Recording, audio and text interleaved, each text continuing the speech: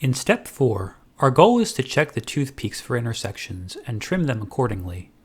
But first, Gearify needs to know how your gears are connected to know which teeth are checked against which.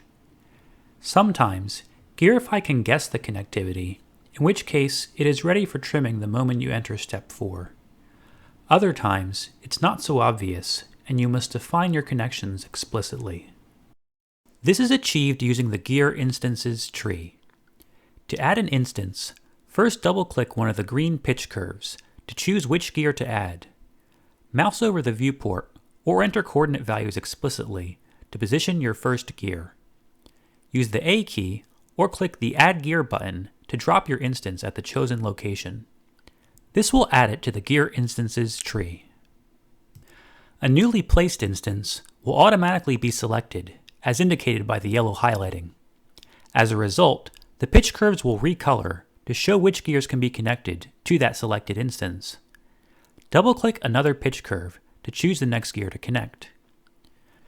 Move your mouse or enter an explicit relative angle and add another instance using the A key or the Add Gear button as before.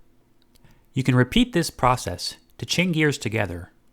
Remember to double-click to choose your next gear. At any time while editing, you can double-click a different instance either in the viewport or in the instance tree to select it. In this way, you can change which instance you are adding to and create branching paths. In general, your green pitch curve selection determines what you are adding. Your yellow instance selection determines what you are adding to. Take a moment to experiment before proceeding to part 2 of this tutorial.